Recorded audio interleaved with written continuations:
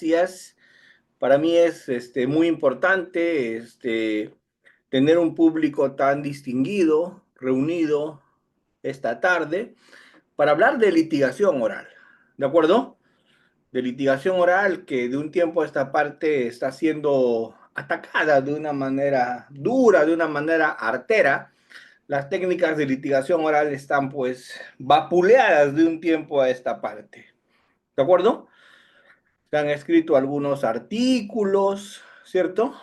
Y han habido algunos comentarios a partir de algunos juicios mediáticos, pues, que se están transmitiendo en Justicia TV, que han hecho, pues, que las técnicas de litigación oral sean, si se quiere, venidas a menos, cuestionadas o discutidas. ¿Han visto eso o no, doctores?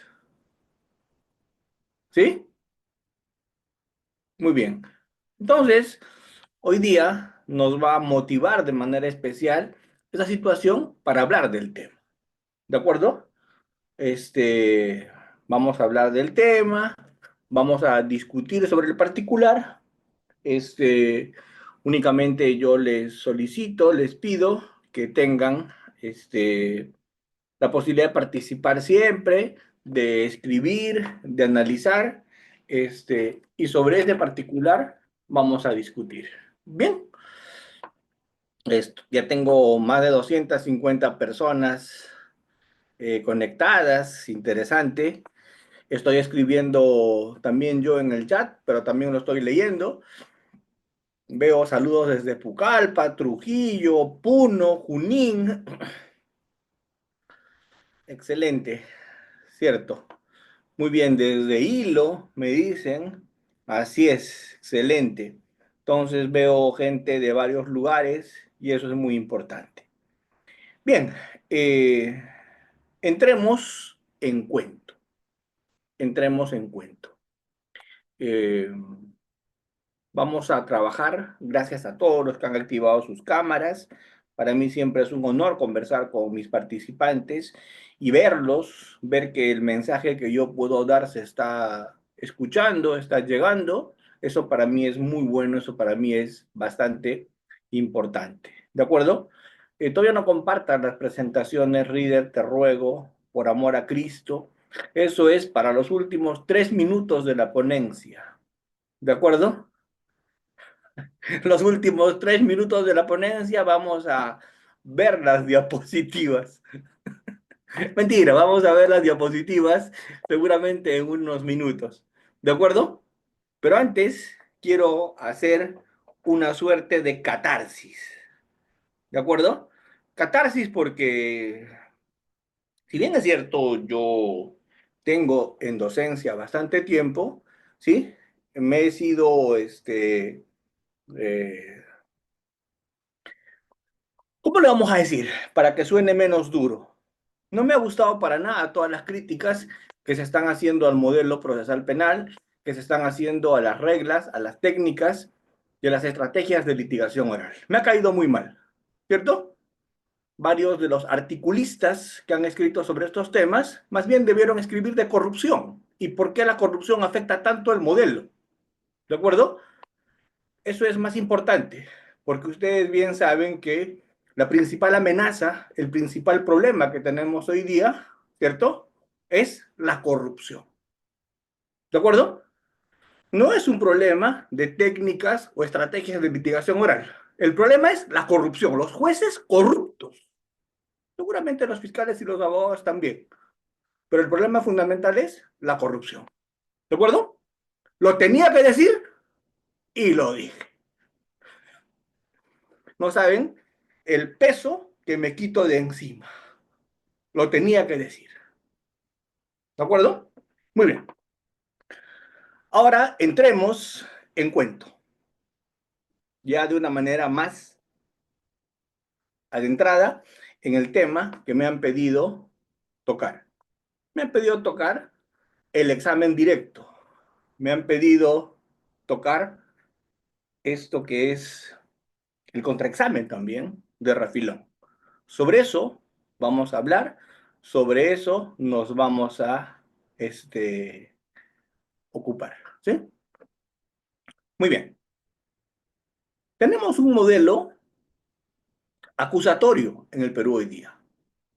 ¿Qué implica tener un modelo acusatorio? Simplemente la herramienta que tenemos para encontrar la verdad. Eso implica tener un modelo acusatorio, haber cambiado de herramienta para encontrar la verdad. Todo proceso penal en el mundo, y eso quiero que lo entiendan bien, todo, y cuando digo todo es todo proceso penal en el mundo, el proceso chino, el ruso, el árabe, el norteamericano, el eurocontinental, todo proceso que busca la verdad, ¿cierto? Busca la verdad. Al final de cada proceso se busca la verdad. La diferencia es cómo buscamos la verdad, cómo encontramos la verdad. La verdad se encuentra de una forma en los modelos eurocontinentales, la verdad se encuentra de otra forma en los modelos angloamericanos, la verdad se encuentra de otra forma en los modelos orientales, sí, pero en el fondo, estoy hablando de qué? En el modelo estoy hablando de qué? De buscar la verdad. También en los gobiernos de facto, José Chamaya se busca la verdad, con su método, pero se busca la verdad, ¿cierto? Todo proceso busca la verdad. Lo que cambia es la herramienta para buscar la verdad. Hay algunas herramientas distintas, más eficientes, menos lesivas a derechos fundamentales y otras herramientas más lesivas a derechos fundamentales. ¿De acuerdo? A ver, por ejemplo, si yo quiero encontrar la verdad, una forma sería utilizar herramientas de tortura o no. Yo pregunto, si torturo a alguien, lo encierro en un sitio, le aplico corriente eléctrica y otros mecanismos más de tortura, uso una tina con agua para refrescar la memoria de la persona. Yo pregunto, ¿voy a encontrar la verdad o no? ¿No? Claro que encuentro la verdad, por supuesto. ¿Dónde tienes escondido el dinero? Y lo empiezo a ahogar. Me va a decir, pues, si no quiere morir, ¿cierto? ¿Encontré la verdad o no? La encontré, pues. Entonces, Entonces, esas herramientas se usaban en algún momento para encontrar la verdad. Se empleaba la tortura para encontrar la verdad. La pregunta es, ¿esas herramientas afectaban derechos fundamentales?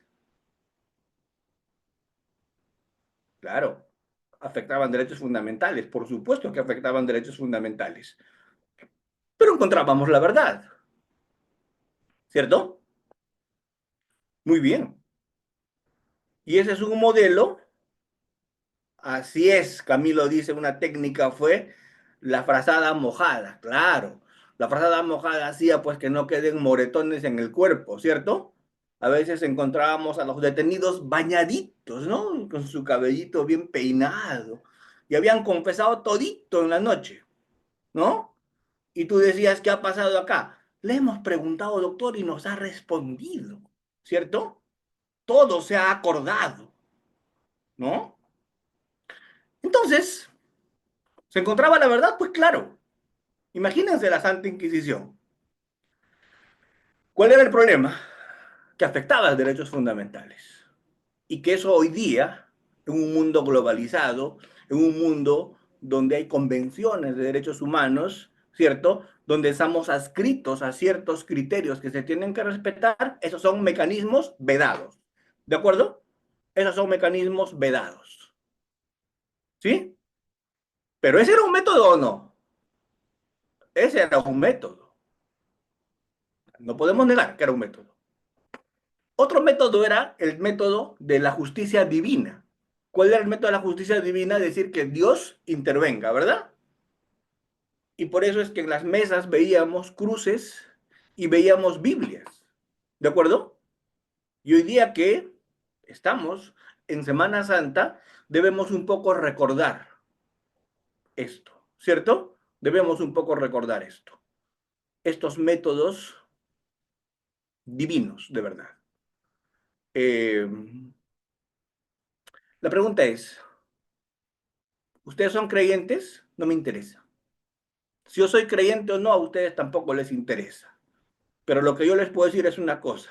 Yo respeto mucho a la fe católica. ¿De acuerdo? ¿Sí?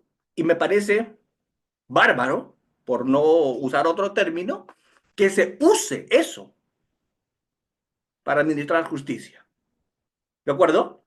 Me parece fanático, me parece impresentable que un juez diga que está administrando justicia en nombre de Dios. ¿Se entiende? Y que ponga en su mesa una cruz. Y a veces algún juez todavía entra en trance, ¿no? Y dice, me estoy comunicando con el Señor para que me diga cómo tengo que resolver. Yo pregunto, ¿ustedes creen que eso es posible? Yo no lo creo. Eso es usar a Dios indebidamente. Y para el que es católico, eso es un pecado grave. Para el que es evangélico y para el que tiene una religión donde cree en Dios, es un pecado muy grave. ¿Sí? Esa es una manipulación, eso es usar a Dios en vano. Entonces, ese método durante años también estuvo con nosotros o no.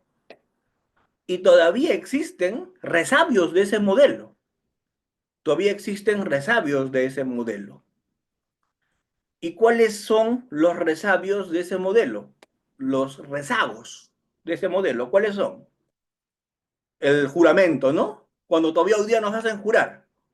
¿Han visto ustedes los juramentos que todavía hoy día se hacen? Pónganse todos de pie y nos ponemos todos de pie. Uno de los ritos más ridículos en los que participamos en las audiencias diarias. Pónganse todos de pie. ¿Usted cree en Dios? Ponga su mano en la Biblia. Jure por Dios decir la verdad. Juro. Y me gustaría preguntarle en ese momento a todos los que están ahí, ¿y si miente, Diosito le va a castigar?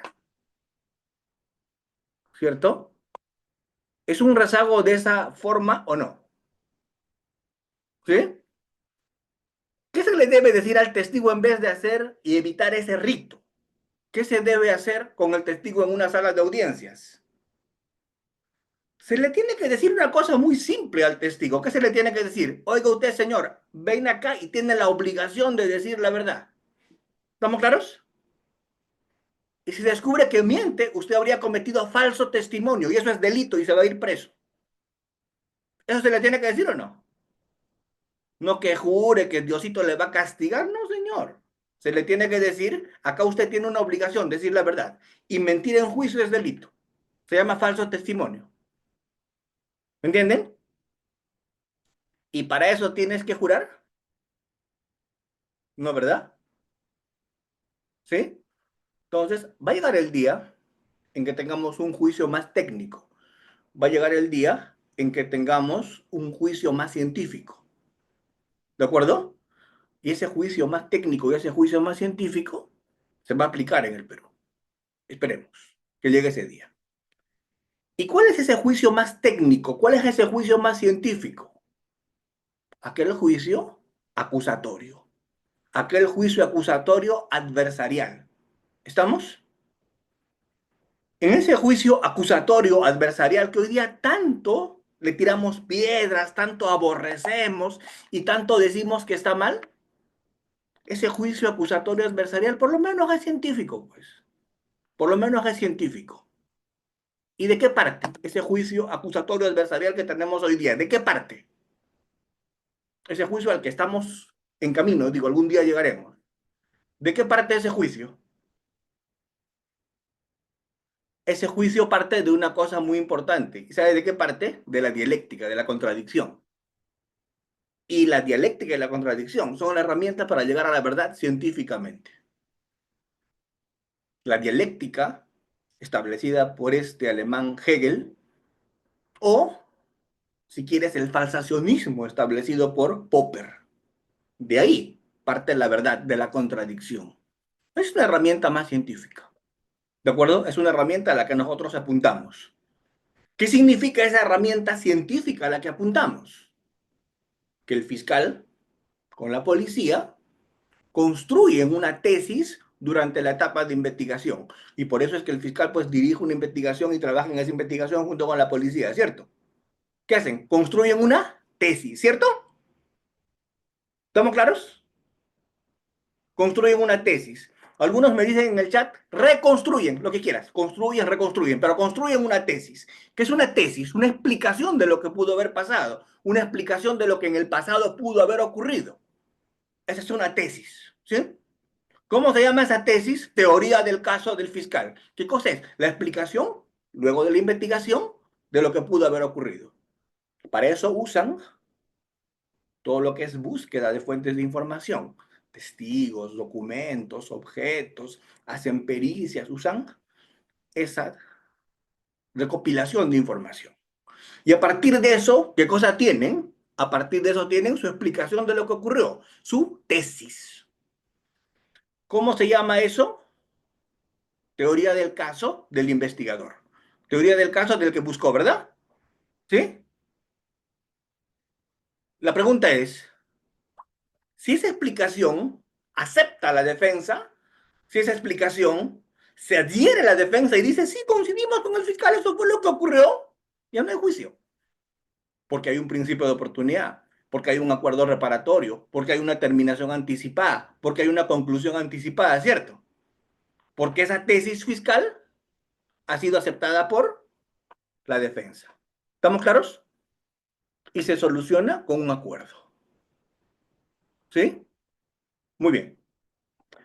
Pero ¿qué ocurre si la defensa no acepta esa tesis del fiscal? La defensa dice, no, yo creo que no ha sido así. Yo creo que ha sido de manera distinta. ¿Estamos? No, pues no, así no ha sido, pues, así no ha sido. La defensa dice que ha sido de manera distinta. Entonces, si la defensa dice que ha sido de manera distinta, tendremos que ir a juicio. ¿Para qué? Para que el fiscal presente su tesis, ¿estamos? Y la defensa haga su antítesis, use la contradicción, se produzca la lucha de contrarios. Eso es dialéctica. Y a partir de allí surja una síntesis, que es la verdad. ¿Se entiende? Eso es ciencia, eso es dialéctica, eso es falsacionismo popperiano, eso es dialéctica hegeliana.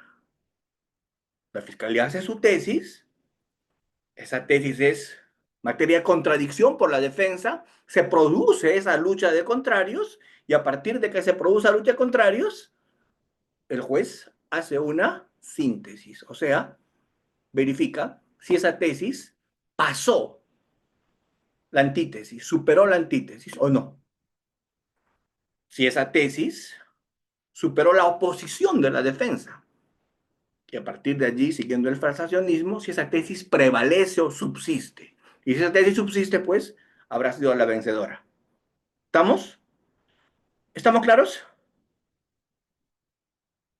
Eso es ciencia, eso es científico.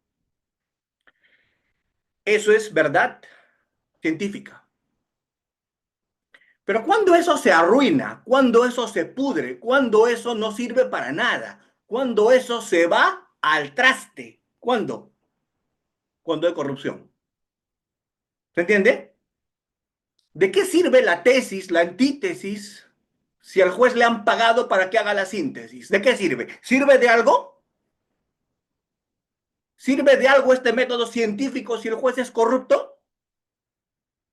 No sirve de nada, ¿por qué va a servir? Se vuelve el juicio una pantomima, un show, para que el juez concluya respecto de qué, de lo que le pagaron, del chivilín, del billete, de eso. ¿Ha sido más claro? ¿Ha sido más claro?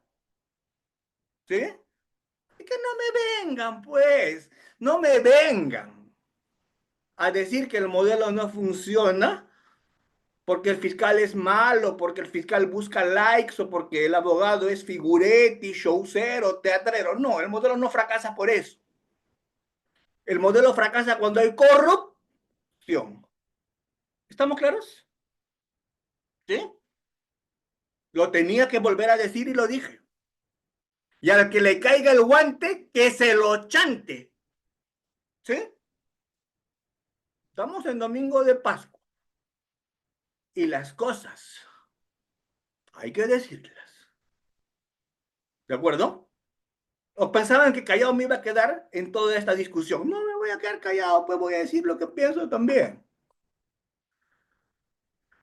Entonces, claro, pero cuando digo corrupción, no me estoy refiriendo únicamente a billete, mis queridos doctores, como me dicen allí. Cuando hablo de corrupción, me estoy refiriendo a intereses subalternos. Eso es ventajas, dádivas, promesas, ¿cierto? Beneficios a cambio. No solo corrupción es recibir dinero, ¿verdad? Sino anteponer algún interés personal. ¿Se entiende? Eso es corrupción. Corrupción no solo es recibir plata, por favor, ¿cierto? Entonces, con eso quería empezar. Eso quería decir al empezar esta sesión. ¿De acuerdo? ¿Por qué? Porque toca decirlo. Porque toca decirlo. Este modelo en el que yo creo, en un modelo acusatorio, en un modelo adversarial, yo creo en este modelo porque es un modelo científico, porque es una herramienta metodológicamente científica para establecer la verdad. Este modelo, cuando se arruina, cuando uno de los operadores, ¿cierto?, es corrupto. El fiscal hizo una tesis que no debe haber hecho porque no concluyó en eso, sino él fuerza esa conclusión. ¿Estamos? ¿Por algún interés? ¿Se arruina o no? O el abogado defensor también, por algún interés, corrompe su criterio. O el juez. Y cuando eso ocurre, el modelo se cae. ¿De acuerdo? Cuando eso ocurre, el modelo se cae. ¿Sí? Me preguntan qué hacemos ante la corrupción, qué es corrupto. Bueno, ¿qué es corrupción? La corrupción es anteponer intereses personales a intereses colectivos. Anteponer el interés particular frente al interés de los demás. Eso es corrupción. ¿De acuerdo? Si me quieren pedir una definición de corrupción, esa es la que más se acerca, desde mi modesto punto de vista, a lo que es la corrupción. ¿Se entiende? A ver, un abogado, un fiscal, un juez, un policía, ¿puede cometer errores? Eso no es ser corrupto. Eso es ser humano. Eso es corromperse. No, eso es ser humano. Eso es ser un ser humano. ¿Cuándo hay corrupción?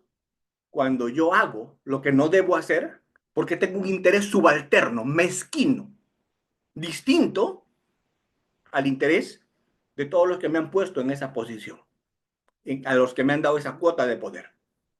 Si la Junta Nacional de Justicia me puso como fiscal, si la Junta Nacional de Justicia me puso como juez, si me dieron esa confianza de ser magistrado, ¿cierto? Cuando soy corrupto, cuando te pongo los intereses del cargo a mis intereses personales. ¿Se entiende? Antepongo mis intereses personales. Y eso es, pues, despreciable. Eso es lo más vil que puede hacer un ser humano. Un ser humano se equivoca, comete errores. Sí, claro, porque eso es un ser humano. Pero cuando conscientemente antepones intereses personales, hay corrupción. Y en eso ningún modelo funciona. En eso todos los modelos fracasan. ¿Estamos? En eso todos los modelos fracasan. Gilberto Picón dice, eso ya se sabe. Qué bueno que usted lo sepa, doctor, pero eso es para el que no sabe, lo estoy diciendo. ¿De acuerdo? Para el que no sabe. ¿De acuerdo? ¿Cómo actuar frente a eso? Tenemos que erradicar, pues, la corrupción. Tenemos que erradicar la corrupción. ¿Se acuerdan los principios de Bangalore? Tiene que haber independencia, tiene que haber imparcialidad, igualdad, corrección y todos los demás principios que se predican en Bangalore. Es correcto, tiene que haber eso en justicia. Si no, vamos muertos. ¿Cómo se cambia la corrupción en este país? En este país se cambia la corrupción desde el colegio. Algunos dirían desde el hogar. Hay que enseñarles a nuestros hijos a hacer lo correcto hasta en las mínimas cosas, para que cuando vayan al colegio también hagan lo correcto. Y los profesores les enseñan a hacer lo correcto y en las universidades se les diga que se tiene que hacer lo correcto. ¿De acuerdo?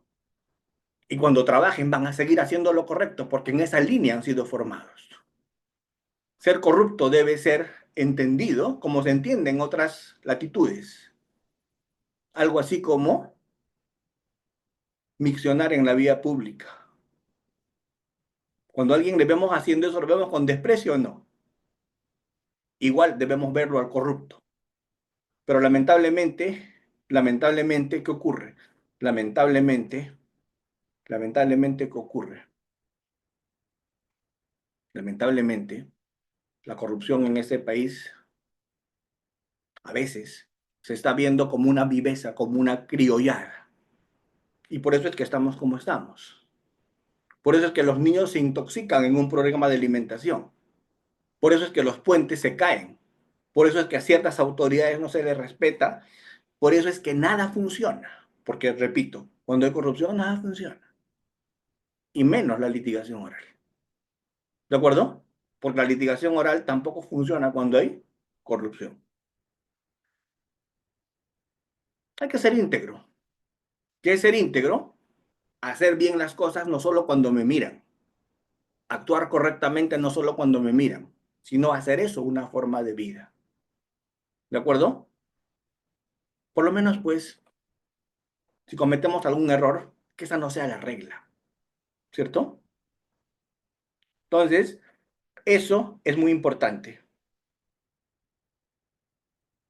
Si no le interesa a Pedro Martínez lo que estoy diciendo, desconéctese. Pero creo que a la mayoría le interesa o no. A Pedro Martínez no le interesa. Perfecto, desconéctese. ¿A los demás les interesa? Pregunto, ¿a quiénes les interesa lo que estoy diciendo? Díganmelo, háganmelo saber. Si les interesa, sigo. Si les interesa, sigo. ¿Ven? Hay mucha gente a la que no le interesa. Claro, ¿qué le va a interesar, pues? ¿Qué le va a interesar? Hay mucha gente a la que no le interesa. Pero lamentablemente a mí me da vergüenza, me da pena. Cómo mi país se cae a pedazos. Porque si hay corrupción, un extorsionador es liberado. Si hay corrupción, una actividad es protegida, es preservada, así sea una actividad criminal. Si hay corrupción, no elegimos bien a los que nos van a administrar justicia. Si hay corrupción, todo se va a caer. Porque nada funciona cuando hay corrupción. Y menos, y menos la litigación oral. ¿De acuerdo? Así que no se trata de un fiscal que busca likes o de un abogado que es payaso teatrero. Se trata de que un operador judicial es corrupto, de que un sujeto procesal es corrupto. Y ahí sí se cae todo. ¿De acuerdo? Y ahí sí se cae todo. ¿De acuerdo? Entonces, tenemos que trabajar eso. Y tenemos que empezar a trabajar eso desde los hogares. Para los corruptos señalarlos, apuntarles y decirles por su nombre. Muy bien. Dicho esto, dicho esto, dicho esto, dicho esto, continuamos con lo que es la litigación oral científica, la litigación oral dialéctica, la litigación oral en la que yo creo y la litigación oral que creo que es la herramienta más poderosa para alcanzar la verdad. La fiscalía hace una tesis. No tenemos una bola de cristal, ni los fiscales ni los abogados. Los fiscales y los abogados, ¿qué hacemos? Tratamos de reconstruir lo que pasó o no. Porque si habría una bola de cristal, si habría una forma de regresar en el tiempo, sabríamos qué es lo que ha ocurrido. ¿Cierto? Pero como no hay esa forma, como no tenemos una bola de cristal, tenemos que reconstruir lo que ocurrió. Cuando hacemos una investigación, vamos al pasado. Y en ese pasado, cogemos piezas. Y con esas piezas tratamos de reconstruir lo que ocurrió. Una pieza en esa reconstrucción es un testigo. Nos dirá lo que vio. ¿Estamos? Una pieza en esa reconstrucción es un video, un documento, o una carta, un documento, una foto, un documento.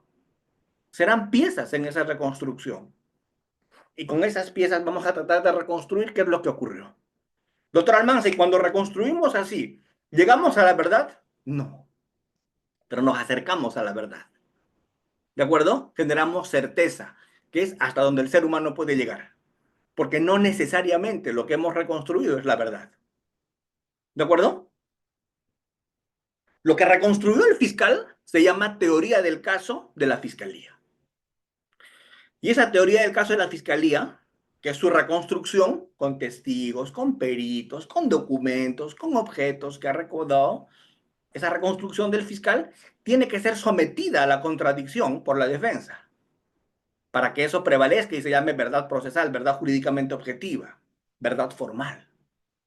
La verdad real no existe, así que no pierdan el tiempo en la verdad real, histórica, material, eso no existe. ¿Por qué? Porque el ser humano no es capaz de encontrarla.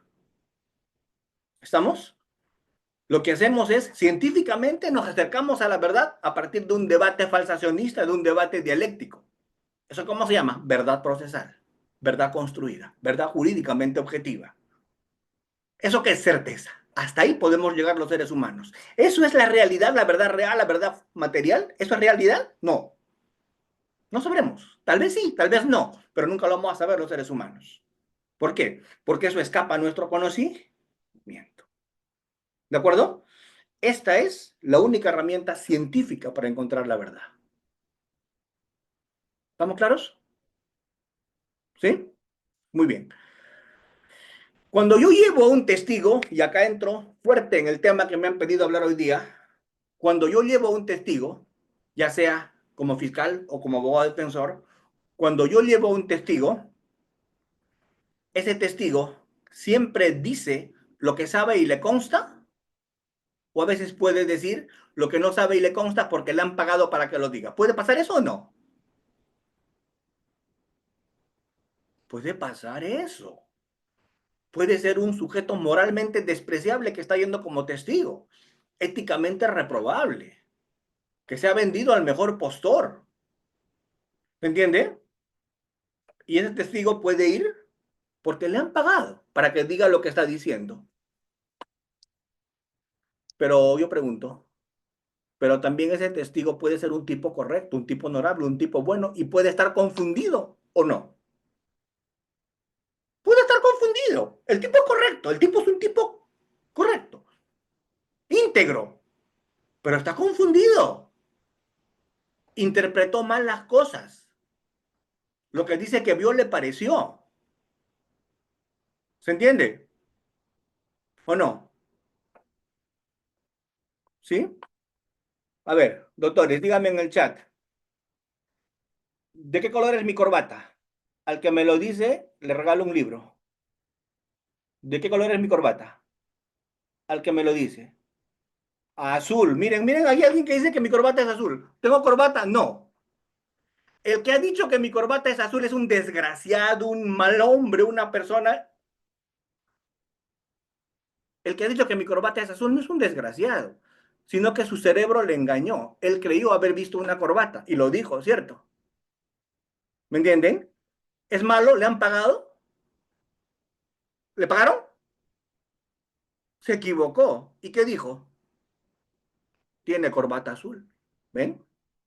Otro dice que tengo corbata Michi, ¿ven?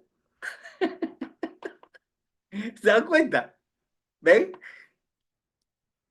Entonces, entonces, a veces los testigos pueden decir lo que no es porque están confundidos, no necesariamente porque son malas personas. Estamos. Entonces, ¿para qué sirve el examen directo? Para que el testigo vaya y le diga al juez en el juicio lo que dice haber visto, lo que sabe y le consta. ¿Está bien? ¿Está claro? A eso va el testigo, ¿verdad? ¿Y para qué es el examen directo? El examen directo es para que mi testigo vaya a juicio a decir que lo que mi testigo sabe y le consta. Para eso el examen directo. Para que mi testigo de fiscalía o mi testigo de defensa vaya y le diga al juez lo que sabe y le consta y yo lo llevé para eso. ¿Se entiende? ¿Qué es el examen directo? Una herramienta para sacar información en el juicio al testigo, para presentar e incorporar información en el juicio. Para eso es el examen directo. Obvio. obviamente los únicos testigos que son pertinentes en el proceso penal son los testigos que han visto, que han percibido con sus sentidos, que han escuchado y dicen lo que saben y les consta. Esos son los pertinentes. Muy excepcional es el testigo de referencia, ese chismoso, ese que no sabe sino lo que le han contado, ¿verdad? Ese ni siquiera debería ir, ese es un impertinente. Excepcionalmente en algún supuesto se le admite, pero ¿quién es el testigo que debe ir? Aquel que sabe y le consta. ¿De acuerdo? Pero ese testigo que sabe y le consta puede estar confundido o puede ser una mala persona. ¿Y para qué es el contraexamen? ¿Para qué? Para completar medias verdades. ¿Para qué? Para hacerle decir al testigo lo que entre comillas se olvidó de decir. Para que diga información que no solamente favorece al que lo trajo, sino también al que le está contrainterrogando. ¿Estamos? Y quiero decirles algo que normalmente no se dice en los cursos de litigación. Y les quiero decir, el contraexamen no es prioritariamente para destruir al testigo o al perito.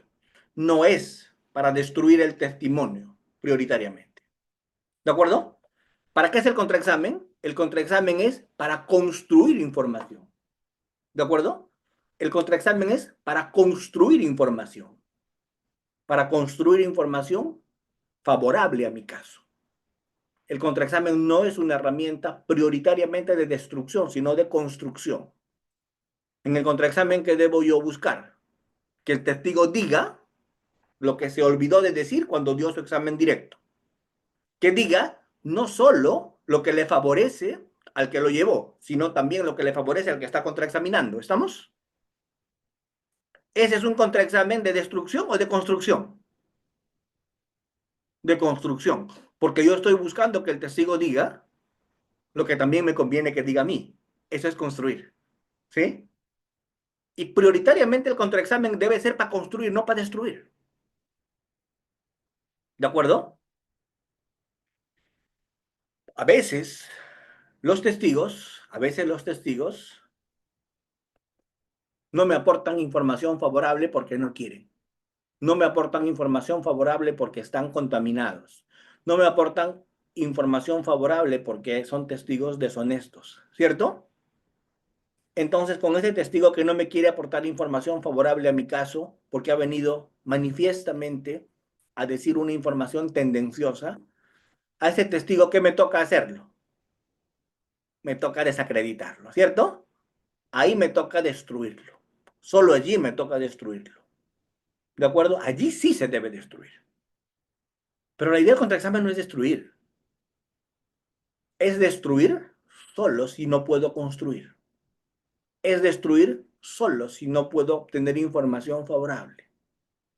Es destruir como segundo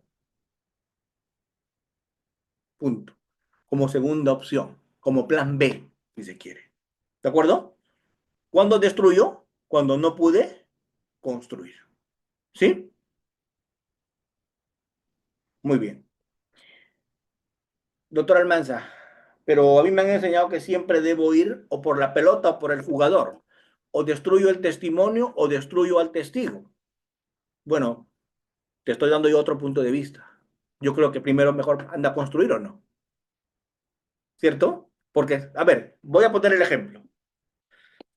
Para hacer un contraexamen tengo que investigar o no. ¿Se entiende? Para hacer un contraexamen debo investigar o no. Yo no puedo contraexaminar sin haber investigado antes. Yo no puedo contraexaminar sin haber investigado antes. ¿De acuerdo? Entonces yo investigué al testigo y encontré que ha sido condenado anteriormente por perjurio en un proceso judicial. ¿Tengo la herramienta para destruirlo o no? ¿Sí o no? Con solo preguntarle de ese caso lo destruí. ¿Estamos? Tengo la herramienta para destruirlo. Pero ¿qué tal si en el contraexamen consigo información favorable para mi teoría del caso? Saco información relevante. Uso al testigo de la contraparte para que diga información que me conviene. Y la dice. Y con eso mi teoría del caso se fortalece. Pregunto, ¿uso lo que tengo para destruirlo o ya no? Si lo hago sería equivocadamente. ¿Por qué? Porque ¿cómo voy a primero construir y lo que he construido lo voy a destruir? ¿No, verdad? Entonces, lo primero que debo hacer yo con un testigo adverso no es destruirlo. Lo primero que debo hacer con un testigo adverso es tratar de construir con él. Y si ya no puedo construir, porque ese testigo es absolutamente tendencioso, porque ese testigo está manifiestamente equivocado, me va a tocar destruir el testimonio o destruir al testigo. Y ahí sí entra esa parte del contraexamen, la parte de la destrucción, o del testimonio o de el testigo. Lo mismo funciona para el perito, ¿verdad? Lo mismo funciona para el perito. Muy bien. Todos tenemos teorías de lo que pudo haber ocurrido. Todos tenemos teorías. El fiscal tiene una teoría. El abogado defensor puede que tenga una teoría también o no. ¿Cierto? Pero, ¿cuál es la magia del juicio adversarial que tenemos en el Perú? ¿Cuál es la magia del juicio? Porque el juicio sí tiene rasgos adversariales. La investigación no, pero el juicio sí. ¿Cuál es la magia de ese juicio adversarial? El contradictorio. ¿De acuerdo? El testigo va y dice lo que el testigo dice y el abogado de la contraparte, el fiscal o el abogado de la contraparte, lo que hace es contrastar eso. Es un test de credibilidad, de completar información, para que si ese testigo soporta un contraexamen, ese testigo que habrá soportado ¿qué? La técnica del adversarial, ¿no? Que es la contradicción. Y si el testigo soportó la técnica del contraexamen, el testigo se volvió creíble. ¿Eso qué es? Purita ciencia. Doctor, ¿ese testigo está diciendo la verdad? No, pero se ha vuelto creíble. ¿Por qué? Porque ha soportado el contraexamen o no. ¿Se entiende? ¿Sí? Porque ha soportado el contraexamen, sigue siendo creíble. Y si soporta el contraexamen y sigue siendo creíble, el juez lo va a usar en la sentencia. ¿Por qué? Porque soportó el contraexamen y su información se volvió creíble. ¿De acuerdo? Pero ¿qué pasa si ese testigo no soporta el contraexamen? ¿Qué pasa si ese testigo colapsa en el contraexamen? ¿Qué pasa si no da explicaciones que le piden? ¿Qué tal si ese testigo es presentado como alguien que dice cosas contradictorias o inexactas? El juez ya no lo va a usar. ¿De acuerdo? Porque ya no es creíble. Entonces, ¿qué es el contraexamen? Es un test. ¿Un test de qué? De credibilidad. ¿Un test de qué? De verificación de lo que el testigo dice. ¿De acuerdo? Muy bien. Entonces, en buena cuenta, eso es la litigación oral hoy día. Uso de la ciencia. Uso de la ciencia. ¿Para eso qué se necesita? Un fiscal que reconstruya un caso, lo ponga en una acusación y lo lleve a juicio. Un abogado defensor que resista esa acusación y que haga contradicción. Doctor Almanza, y si el abogado defensor no hace contradicción a la tesis del fiscal, ¿para qué va a haber juicio? ¿Se entiende? Si el abogado defensor coincide con la tesis del fiscal, ¿para qué va a haber juicio, cierto? ¿Qué tendría que pasar si el abogado defensor coincide con la tesis del fiscal? ¿Qué debería pasar? Un principio de oportunidad, un acuerdo reparatorio, una terminación anticipada, una conclusión anticipada, ¿cierto? Porque el abogado coincide con la tesis fiscal. ¿Cuándo va a haber juicio? Cuando el abogado no coincide con la tesis del fiscal. Ahí va a haber juicio. Porque el abogado no coincide con la tesis del fiscal. Allí va a haber juicio. ¿De acuerdo? Obviamente el abogado puede ir con una tesis alterna si lo quiere, o simplemente puede ir a contradecir. ¿Qué es ir a contradecir? A contraexaminar a los testigos y a los peritos de la fiscalía, a discutir la información traída por el fiscal, a hacer lo que se llama antítesis. lo que se llama oposición. A eso podría ir el abogado. No necesariamente a llevar una tesis. Pero si el abogado lleva una tesis alterna a la del fiscal, va a tener que probarla. ¿Se entiende? Si el abogado lleva una tesis alterna a la del fiscal, si el abogado va y dice, ha sido legítima defensa, ha sido estado de necesidad, ha sido miedo insuperable, lleva una tesis alterna a la del fiscal, al abogado le toca probar su tesis o no. La pregunta es, ¿el abogado siempre tiene que ir con tesis al juicio? Pregunto a todos. ¿El abogado siempre tiene que ir con tesis al juicio? No siempre. El abogado muchas veces solamente va a contradecir, solamente va a hacer oposición. Pero si el abogado decide ir con una tesis alterna, ¿cierto? ¿A quién le toca probar la tesis alterna? ¿Al fiscal o al abogado? Si el abogado va con una tesis alterna, ¿a quién le toca probar la tesis? Al abogado, porque la está llevando, ¿verdad? Y excelente lo que dice por ahí Leonidas. Eso lo decide cada abogado según su estrategia. Su estrategia del abogado puede ser guardar silencio y solamente ir a contradecir, punto. O su abogado también puede tener la estrategia de llevar una tesis alterna del fiscal, pero ahí te toca probarla. Te toca probarla. Camilo me dice, algunos jueces piden que se proponga la tesis defensiva. Bueno, si yo soy abogado defensor y el juez me dice cuál es su tesis defensiva, yo le voy a decir, señor juez, mi cliente es inocente. La inocencia no se prueba, señor, le cuento. La inocencia se presume. ¿De acuerdo? La inocencia se presume, le cuento, señor juez. Por lo tanto, la presunción de inocencia de mi cliente se va a mantener incólume porque ha venido a contradecir todo lo que el fiscal va a traer. A eso he venido. Pero, abogado, ¿cuál es su explicación de lo que ocurrió? ¿Qué cree usted que ha pasado? Que mi cliente es inocente, señor juez, esto creo. ¿Pero quién mató? Pregúntele al fiscal. A la policía ellos les pagan para que le respondan a esas preguntas, ¿o no? ¿Cierto? A mí no me pregunte qué pasó. Señor juez, a mí no me pregunte qué pasó. Porque yo no soy el investigador acá. ¿Quién es el investigador? El fiscal. ¿A quién le deben preguntar qué pasó? Al fiscal, pe. Así que a mí me gustaría que un abogado lo parche a un juez que le diga eso en el juicio. Pero ¿cuál es su tesis de la defensa? No tengo tesis, señor, ¿qué tesis voy a tener? Yo no soy el investigador, mi cliente es inocente. ¿Cierto? Yo he venido a qué? A hacer contradicción. ¿Verdad? ¿O no? Eso quiero que se entienda. Anderson dice, la carga de la prueba la tiene la fiscalía, la defensa no tiene que probar nada. Estamos hablando de la imputación.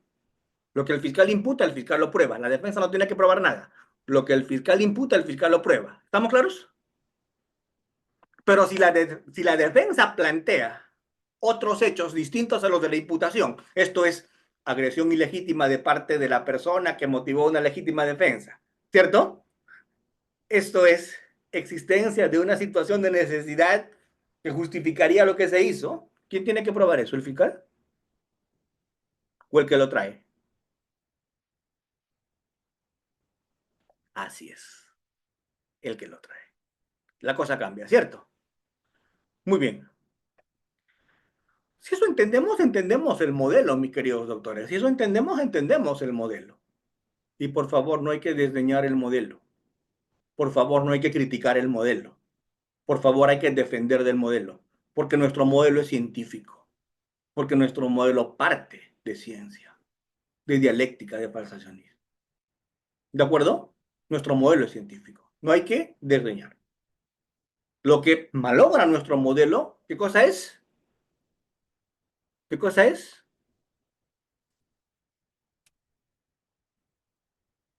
La corrupción. Ese es el cliché. ¿De acuerdo? Así es. Ese es el cliché. Lo que malogra nuestro modelo es la corrupción. El modelo es bueno, pero jamás un modelo funciona si hay corrupción. Muy bien. Cuando hago un examen directo, yo estoy en juicio, porque solo en juicio se hace examen directo. ¿De acuerdo? Repito, el examen directo solo es ¿para qué momento? Para el juicio. ¿Estamos? ¿Entendió? Si hablamos de examen directo, ¿en qué etapa estamos? ¿En el juicio o en la investigación? Si hablamos de examen directo, ¿dónde estamos? ¿En juicio o en investigación? Si hablamos de examen directo, estamos en juicio. Si hablamos de interrogatorio, estamos en investigación. ¿Estamos claros? Interrogatorio es en investigación. Cuando estamos en juicio, estamos en examen directo. Doctor Almanza, ¿y cuál es la diferencia? Lo que le preguntas al testigo, mi hermano. Lo que le preguntas al testigo es la diferencia. Cuando yo llamo a un testigo en investigación, ¿yo sé lo que el testigo sabe o lo llamo para averiguar lo que sabe? Despertemos, despertemos. Doctor Almanza, es que solo con usted puedo dormir, me dice una doctora. Doctora, despierte, por favor. Cuando estamos en investigación, cuando estamos en investigación, ¿qué le preguntamos al testigo? ¿Lo que sabemos que sabe o preguntas de averiguación, de indagación? ¿Para averiguar o no? ¿Se entiende? Eso es interrogatorio, preguntarle al testigo lo que yo no sepa, saber. Si han estado 20 personas en la fiesta, pues a los 20 le llamo para que me digan qué pasó, ¿verdad? La pregunta es, esos que han estado en el momento de la investigación, a los que se les ha tomado su interrogatorio, ¿todos ellos son llevados a juicio o el fiscal lleva el que le interesa? ¿El fiscal lleva a todos o al que le interesa? ¿A todos lleva el fiscal? El fiscal lleva al que le interesa. ¿Y el abogado defensor también lleva a todos o también lleva al que le interesa? Entonces, métanse una cosa en la cabeza. No todo aquel que da una declaración en investigación va a juicio. No todo aquel que es interrogado va a juicio. Solamente van a juicio los que son llevados por quién? Por los sujetos procesales llamados partes. ¿Cierto?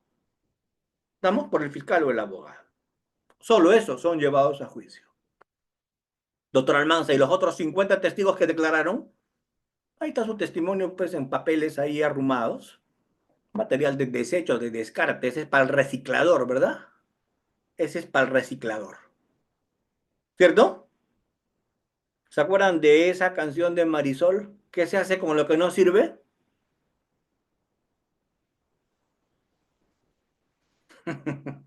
Así es. Eso se vota. Doctor Almanza, entonces se trabajó por gusto. No, se trabajó para averiguar. Y llevo el juicio a los que le interesan al fiscal y los que les interesan al abogado defensor. ¿Estamos? Entonces, conclusión de conclusiones.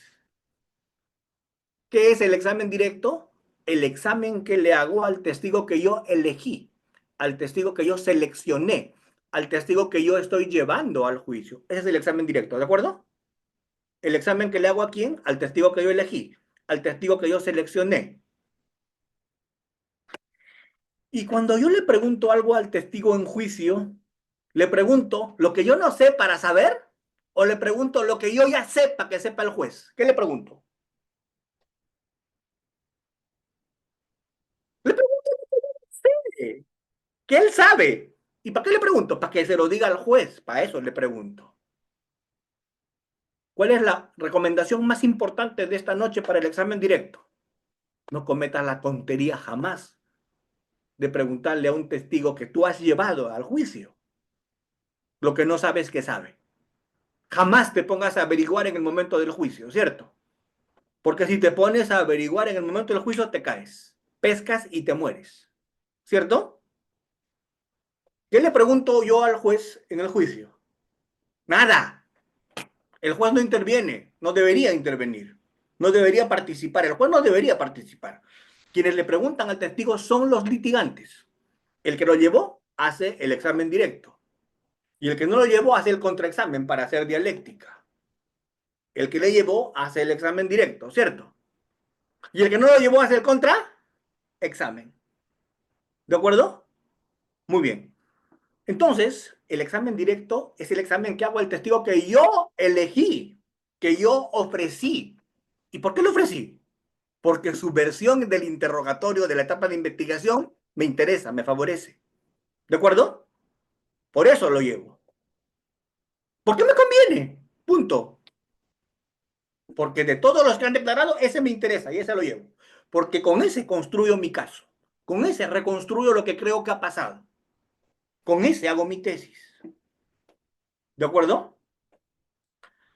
Si un testigo nunca acudió, si un testigo nunca acudió, si un testigo nunca acudió a la etapa de investigación, ¿lo debo llevar al juicio? No. ¿Sería bien kamikaze o no? ¿Por qué? Porque podría salirme cualquier cosa, ¿no? Pero si el testigo ya declaró en investigación, yo lo llevo a juicio y tengo seguridad de que va a decir lo que yo quiero que diga. ¿Por qué? Porque tengo su declaración previa, ¿cierto? Y si en la declaración previa dice A y en el juicio dice B, el man va preso de todas maneras. ¿Estamos? ¿Por qué va preso de todas maneras? Porque en una de las dos mintió. Y en las dos tuvo la obligación de decir la verdad. ¿Se entiende? Si en el examen directo dice A y en el interrogatorio de la investigación dice B, este mantiene garantizada su estadía en un penal por falso testimonio. Porque en una de las dos habría mentido, ¿verdad? ¿No? Por eso les digo, así es que funciona la dialéctica, así es que funciona ese ejercicio. Entonces, al examen directo tengo que ir con el testigo que yo elegí. Y si yo lo elegí antes del juicio, lo preparo, pues. ¿Qué es prepararlo si eres fiscal? ¿Qué es prepararlo? Prepararlo si eres fiscal, ¿qué es? Prepararlo es días antes hacerle pues una videollamada, ¿no? Haces un Zoom con el hombre, ¿no? O te reúnes con él, ¿cierto? ¿Y le refrescas memoria o no? A ver, yo pregunto, hoy día la investigación es en el 2020, el juicio es en el 2026, 6 años después, ¿cierto? Pregunto, ¿el testigo se puede haber olvidado de lo que pasó o no? ¿Se puede haber olvidado? ¿Y para qué me reúno? ¿Para qué lo preparo? Para hacerle acordar, no para decirle que mienta, sino para hacerle acordar. Por ejemplo, yo siempre trabajo con policías, a los que llevo siempre a juicios a policías, ¿cierto? Entonces el policía tiene 2, 3, 4, 5 intervenciones al día, ¿cierto? ¿Ustedes creen que 8 años después se va a acordar de esa intervención? Entonces, ¿qué hago? Me reúno con él pues días antes, un Zoom, una videollamada, lo ubico y le hago acordar. Ah, ya, doctor, ya me acordé. Sí, ese casito, sí, sí, sí, bacán. Oye, Cholo, lee tu declaración, pues revisa lo que es. Y va, ya está, lo preparé, ¿cierto? Y si lo preparé, si lo refresqué, no voy a pasar el ridículo de que en el juicio me diga, no me acuerdo. Doctor Almanza, pero yo he visto en su libro de litigación oral técnicas de refrescamiento de memoria. Ah, no, sin duda, hay técnicas de refrescamiento de memoria. Pero yo pregunto, ¿con qué impacto estoy con un testigo al que le tengo que refrescar memoria? ¿Con contundencia? ¿Lo óptimo es refrescar memoria o debo evitar refrescar memoria? Así es, así es. ¿Cierto? Debo evitar refrescar memoria. Refresco memoria cuando no me queda de otra. Por eso lo tengo que preparar. Muy bien. Cuando hago examen directo, ¿qué tipo de preguntas hago? ¿Qué tipo de preguntas realizo cuando hago examen directo? Por lógica elemental, ¿qué preguntas hago? Abiertas. ¿Por qué? Porque la fuente de información es el testigo, no el fiscal, no el abogado. Si yo le hago una pregunta sugestiva, ¿quién está metiendo la información? ¿El que pregunta o el que responde?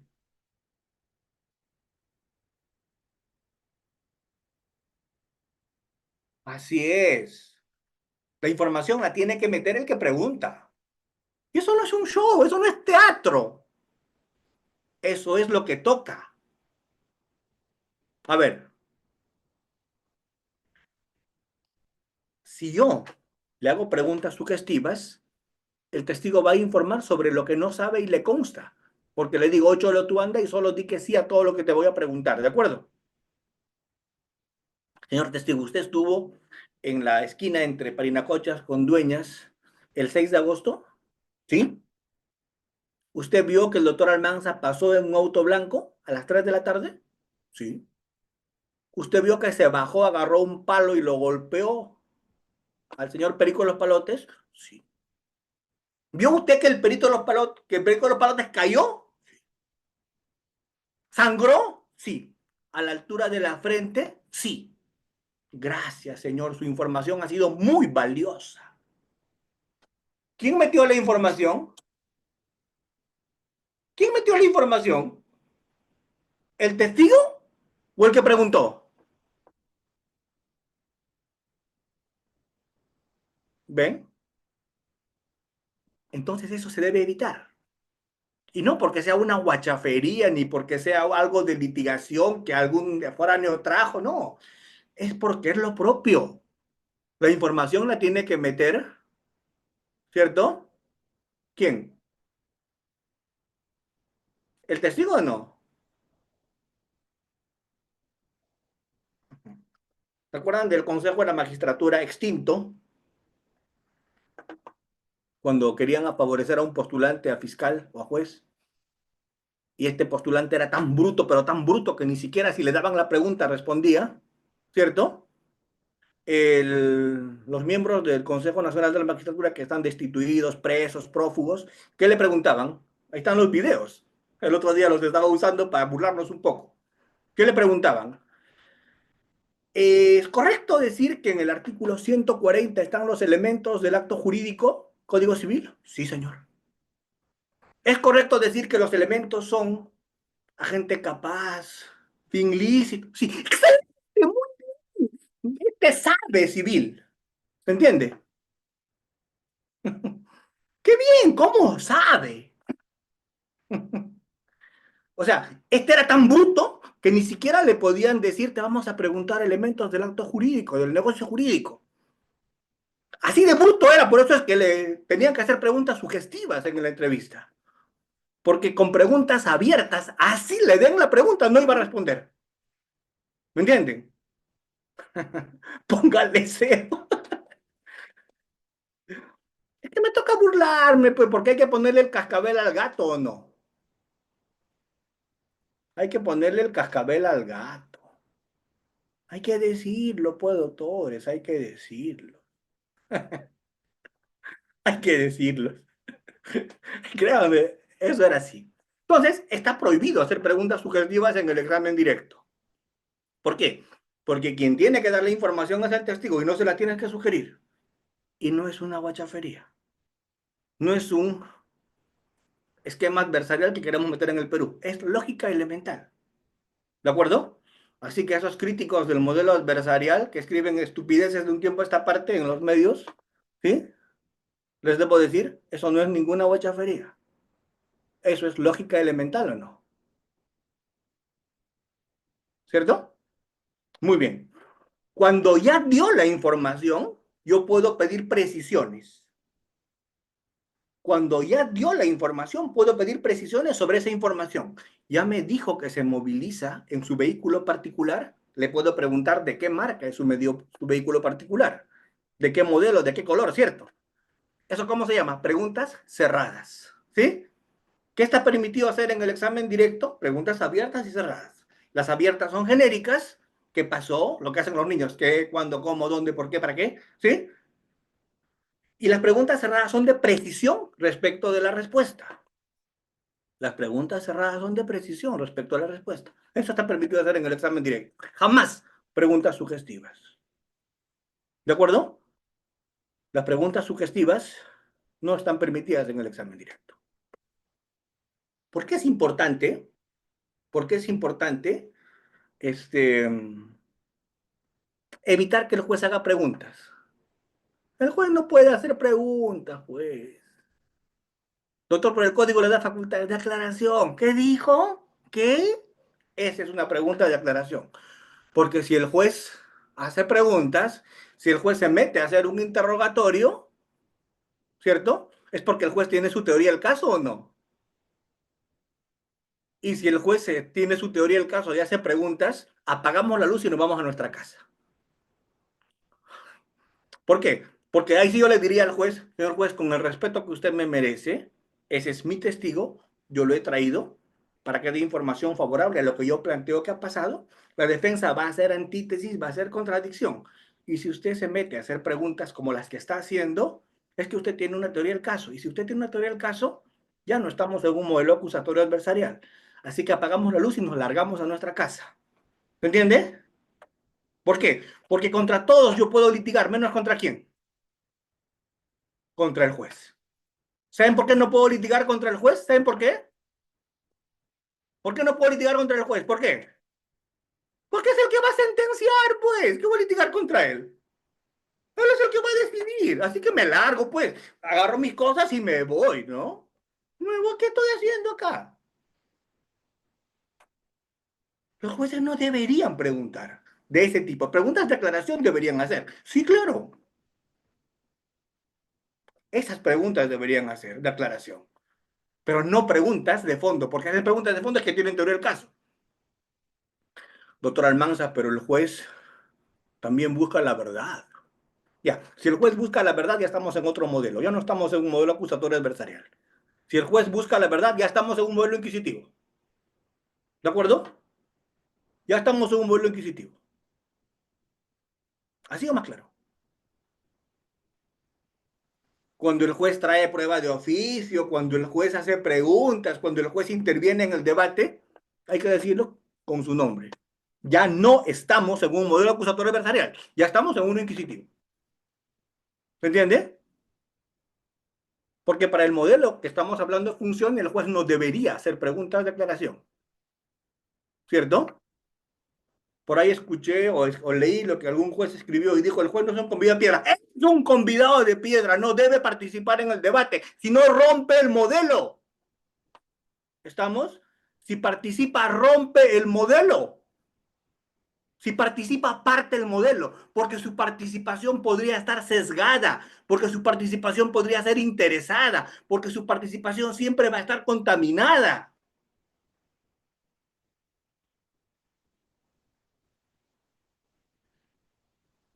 ¿Sí? No debería preguntar. No debería meterse en el debate. Debería resolver sobre lo que ese contradictorio hubo, sobre lo que en ese interrogatorio se hizo. El fiscal hace la tesis, el abogado hace la antítesis y el juez hace la síntesis. Doctor Almanza, pero el juez tiene que participar activamente. Que lo haga, pues. Pero que digamos, si lo va a hacer, digamos las cosas como son. Ya no estamos en un modelo acusatorio adversarial. ¿En qué estamos? ¿En un modelo inquisitivo? Dígamelo por su nombre. ¿Para qué tanta hipocresía? ¿Por qué decimos que tenemos un modelo acusatorio adversarial y el juez participa así?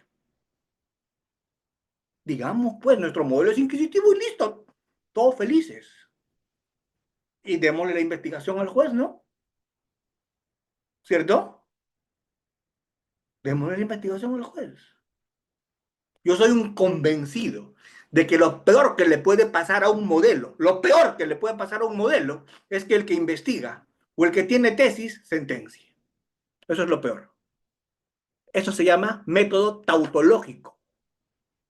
Empiezo de una verdad prejuzgada y busco que confirmarla. Y la tautología es la peor forma de encontrar la verdad. Eso es tautológico. ¿Y por qué subsiste? Porque hay intereses subalternos. Por eso subsiste ese otro modelo. Así es. Cuando el juez pregunta, cuando el juez investiga, cuando el juez hace actos de ese tipo, hace ese activismo, ya estamos en un modelo tautológico. Porque ya hay una preverdad que se busca que confirmar. Y eso no nos acerca a la verdad o a la realidad. Nos aleja.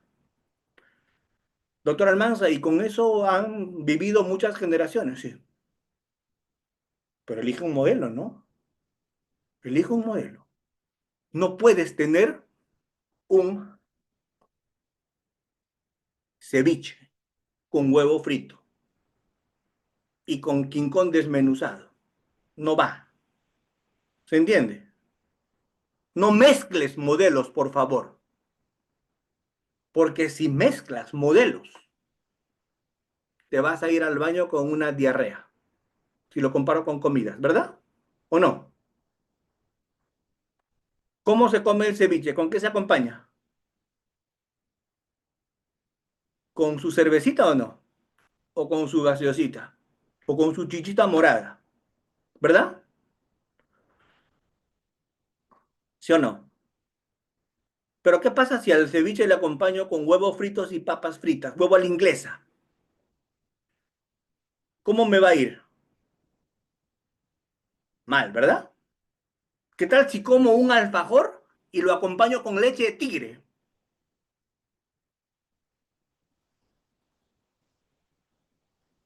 Así es. ¿Ven? Pero eso es lo que estamos haciendo, pues. Queremos mezclar modelos. Y si mezclamos modelos, eso es terriblemente corrupto. ¿O no? Porque denota ciertos intereses. No voy a hablar del caso de Pedro Castillo, me están repitiendo mucho que pregunte, no lo voy a tocar, no voy a tocar de casos en giro, ¿de acuerdo? No voy a tocar de casos en giro. ¿Por qué? Porque no, pues, no puedo. Yo soy fiscal en ejercicio. Yo hablo técnicamente. Yo trato de ser serio en una ponencia. ¿De acuerdo? Punto. Planteo ideas para que se discutan ideas. Respondo académicamente a lo que algunos también dicen académicamente. Yo respondo y me meto en el debate. ¿Se entiende? Me meto en el debate. Pero en el debate técnico. Porque lo que se quiere acá es construir litigación oral o no. ¿Sí? Entonces, de eso se trata. Muy bien. ¿Para qué es el contraexamen? El contraexamen es para hacer información complementaria. Primero, les dije, ¿no? Para completar medias verdades. Para decir lo que el testigo se olvidó de decir, el perito se olvidó de decir en el examen directo. Para eso es, para completar información. Y segundo, para desacreditar, para testear calidad de información con preguntas ya de otro nivel. ¿De acuerdo? Entonces el contraexamen básicamente es para construir, no para destruir. ¿Cómo se trabaja el contraexamen? Con preguntas abiertas, si quieres, están permitidas. Con preguntas cerradas, si quieres, y también se permiten en el contraexamen preguntas sugeridas. ¿De acuerdo? Pero no es que están prohibidas en el contraexamen las preguntas abiertas. En el contraexamen sí están permitidas las preguntas abiertas. Pero no son recomendables. Porque si el testigo es contrario, si el testigo es adverso, si el testigo lo ha traído la parte contraria, obviamente no te va a ser tan favorable, tan amigable o no. Entonces, ¿cómo lo controlas? Lo controlas mejor con preguntas sugestivas.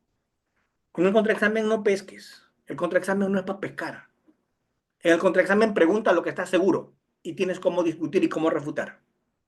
¿De acuerdo? En el contraexamen no pesques, ni repitas el examen directo. En el contraexamen no pesques. ¿Para qué es el contraexamen? Para todo lo que es conexo a lo que fue materia del examen directo. Para lo que fue materia del examen directo y para todo lo que es conexo. Para eso es el contraexamen. ¿De acuerdo? Para lo que fue materia de examen directo y todo lo que es conexo a eso. Para eso es el contraexamen. La regla, el contraexamen es para completar información. La regla, el contraexamen es para completar medias verdades. Esa es la regla. ¿Cuál es la excepción? La excepción es el ataque y la destrucción. Es el test de calidad de información que pasas a hacer en segundo orden. Pero la prioridad debe ser completar información favorable con el testigo de la contraparte. Y el contraexamen siempre se hace pensando en los alegatos. ¿Por qué? Porque tenemos un modelo pensado en qué. ¿Pensado en qué? Tenemos un modelo pensado en qué. En que el juez argumenta, en que el juez motiva. ¿Cierto? En eso nos diferenciamos de los jurados, del adversarial puro. Por eso nosotros tenemos rasgos adversariales. En el adversarial puro, que es el adversarial gringo, en el adversarial puro, los jueces, o el jurado, perdón, no motiva. Actúan con íntima convicción, culpable o no culpable, y las razones se la guardan para sí los jurados. ¿Sí? En nuestro modelo, cuando el juez dice culpable, tiene que fundamentar por qué o no. Y cuando dice no culpable, tiene que motivar, porque nuestro modelo es, al igual que el de los gringos, de libre valoración, sí, pero allá es de íntima convicción y acá es de expresión razonada, es sana crítica. Tienes que decir por qué. ¿Se entiende? Hay una diferencia allí. Por eso es que cuando litigas en el Perú, tienes que presentar el mapa completo. ¿De acuerdo? Tienes que presentar el mapa completo. Doctor Almanza, entonces usted no cree en la prueba de oficio. Sí, creo en la prueba de oficio, pero sobre la base de lo que la parte trajo, no sobre lo que el juez tiene como cosecha. ¿Se entiende? Si el fiscal dijo que la menor tiene 13 años, el juez puede pedir de oficio la partida de nacimiento, pero no se está saliendo de la tesis fiscal. ¿Estamos claros? Si el abogado dijo que le encontraron armas y nadie presentó el acta de eso, el juez lo puede pedir. Pero sobre la base de lo que las partes dijeron, no sobre la base de lo que el juez cree. Porque si el juez cree, ahí sí, apagamos la luz y nos vamos a nuestra casa, ¿cierto? Porque ¿con quién no podremos litigar jamás? ¿Con quién? Con el juez. ¿Cierto? Un día en un juicio, había un juicio, no voy a decir cuál, pero ya el juez me había llamado la atención 20 veces, creo. Y en las 20 veces había dicho que era la última vez que me llamaba la atención. ¿Cierto? Entonces, o sea, yo dije, yo dije, no se preocupe, doctor Luis Alberto, yo cuido mi corazón. Ya está. Entonces yo dije, señor juez, parece que usted tiene una teoría del caso. Entonces, abreviemos, señor juez.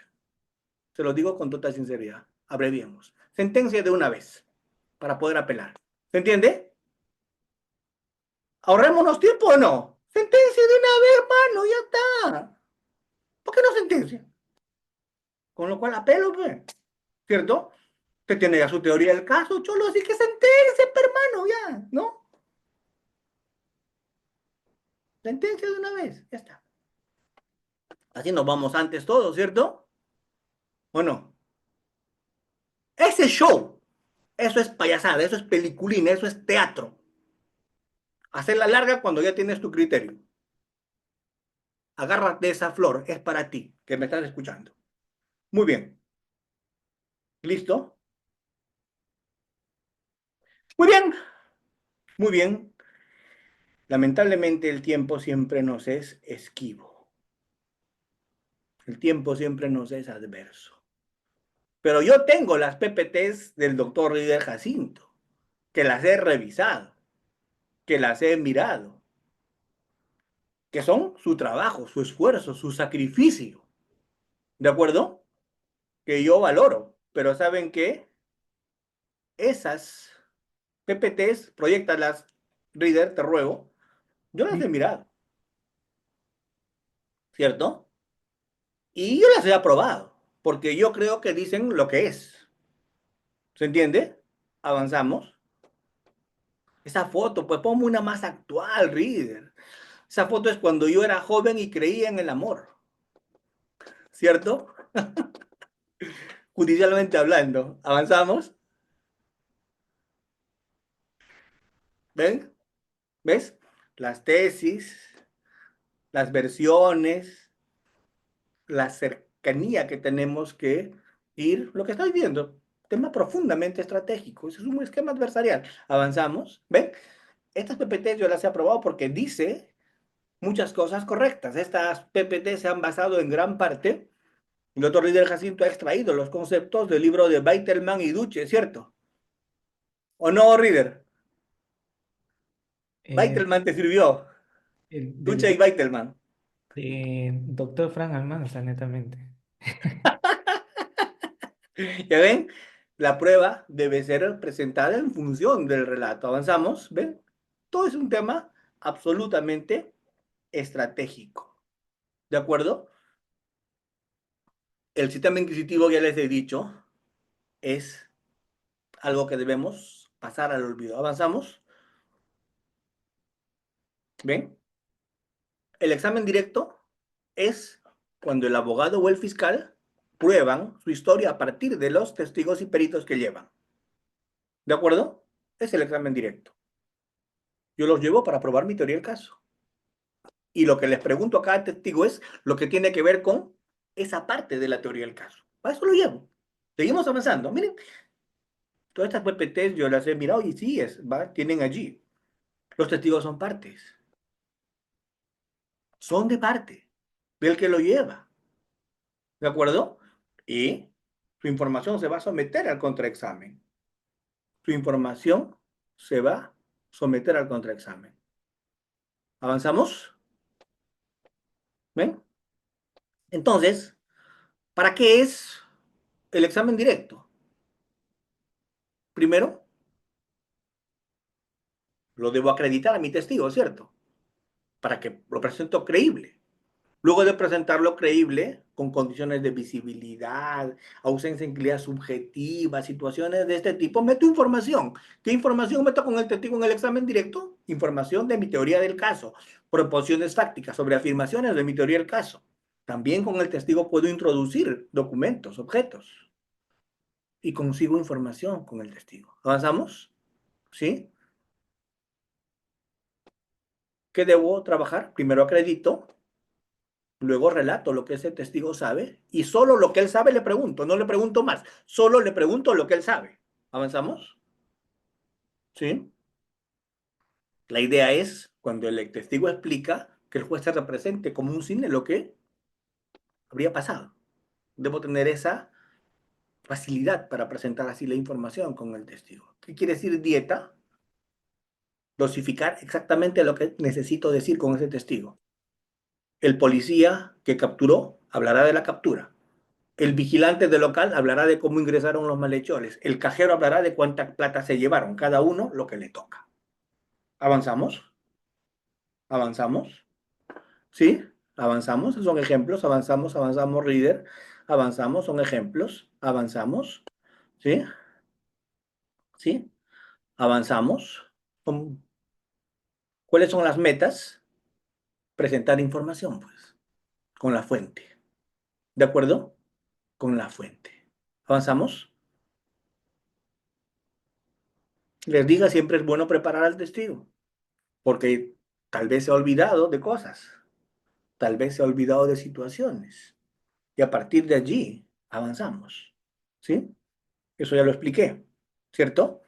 Debo prepararlo, debo prepararlo al que es seleccionado, avanzamos, y debo usar siempre preguntas abiertas, ¿cierto? Lo que le toca preguntar, pero con preguntas abiertas, claras, precisas, pertinentes.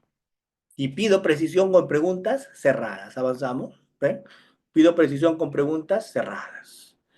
Para eso lo he organizado y en el juicio, el litigante todo lo tiene preparado, todo lo tiene absolutamente preestablecido. El juicio es estratégico, el juicio es preparado, cero improvisación. El juicio no se improvisa. Avanzamos, el juicio no se improvisa. Se hacen esas preguntas, prefiero yo las preguntas abiertas. No me gustan las preguntas narrativas. Una pregunta narrativa está permitida, pero prefiero no hacer preguntas narrativas. ¿Por qué? Porque una pregunta narrativa es testigo, a ver, cuéntame qué pasó. Uf, eso es muy narrativo. El testigo puede hablar incluso de más. Hay que cuidar eso. Es mejor preguntas abiertas concretas y preguntas cerradas. Las narrativas son muy riesgosas. ¿Avanzamos? ¿Ven? Esas son preguntas abiertas. ¿Qué hizo? ¿Qué sucedió después? ¿Qué hizo luego? Son preguntas abiertas. ¿De acuerdo? Esas son preguntas abiertas. Avanzamos. Muchísimas gracias a Melita, Diego. Esas son preguntas cerradas, preguntas de precisión. Y las preguntas sugestivas son preguntas que están prohibidas. Son preguntas que están prohibidas. ¿Por qué? Porque la idea es que no se sugiera respuestas. ¿Ven? Hay muchos ejemplos allí que ha puesto el doctor Rider Jacinto. ¿Sí? Vamos, avanzamos. ¿Ven? Avanzamos. ¿Sí? Las sugestivas no están permitidas, salvo en testigo hostil. Avanzamos. avanzamos. Y la idea es combinar preguntas abiertas y cerradas. ¿De acuerdo? La idea es combinar preguntas abiertas y cerradas. ¿Avanzamos? ¿Avanzamos? Todo eso ya lo hablamos.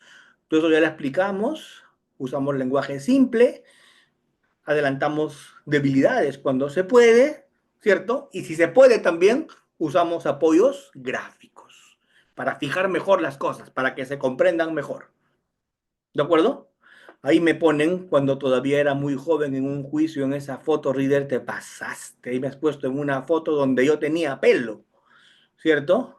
Ahí estoy, como se va a un juicio, ¿no? Se va a un juicio, ¿cierto? De esa manera, con tus interconsultas, con tu equipo, con las personas que te asisten, ¿cierto? Pero eso es de hace bastante rato. Así es, Reader. Eso fue un golpe bajo poner esa foto. No me la esperaba. ¿Avanzamos? ¿Ven? ¿Avanzamos? ¿Avanzamos? ¿Sí? Avanzamos, avanzamos. Muy bien. Avanzamos. No sé qué hace mi libro ahí. Avanzamos, ¿cierto? Y entramos al contraexamen. Todo lo que se dice en el contraexamen también yo lo he revisado en esas PPTs, lo he aprobado, ¿cierto? La idea es testear calidad de información, meter información favorable a mi caso. ¿Avanzamos? Es un poco esa la idea que ya se ha más o menos conversado acá. ¿De acuerdo? Es el examen a los de la contraparte para meter información, ¿cierto? Para poder conseguir información favorable, ¿de acuerdo? Y después para poder cuestionar información o cuestionar al testigo. ¿Pasamos? ¿Sí? Cuando no he podido construir, recién ataco. Ataco credibilidad. Por interés, por antecedentes, por conducta, etcétera. ¿Avanzamos? Pero eso es cuando ya no he podido construir. Ataco testimonio. Por condiciones subjetivas, por condiciones objetivas, estaba muy lejos el tiempo, la movilidad, etcétera. ¿De acuerdo? Por memoria. O por también mala comunicación. ¿Avanzamos? ¿Ven? Pero como les digo, esta es la parte central, sacar información favorable. Sacar información favorable con el testigo de la contraparte. Completar medias verdades. Y siempre estoy pensando en qué? En el alegato de clausura.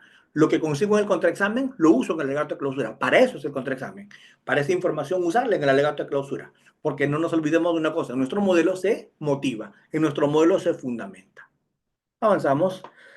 Les pido disculpas por haberme excedido del tiempo, ¿cierto? Avanzamos. Les pido disculpas porque yo he querido agotar ciertos temas. Nos hemos ido de la hora y media que habíamos previsto, pero bueno, tocaba hacerlo así.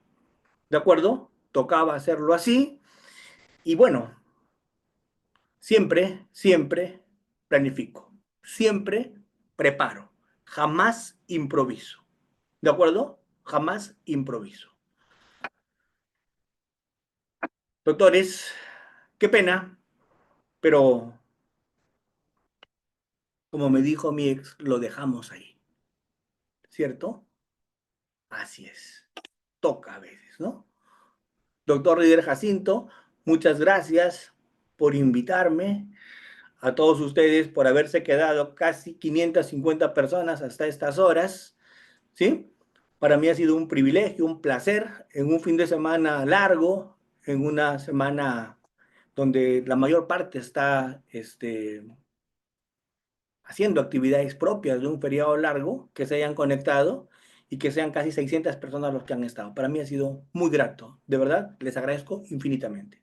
Que estén muy bien y bueno, Dios mediante, como siempre, hasta cualquier otra oportunidad. Cuídense mucho. Felicidades.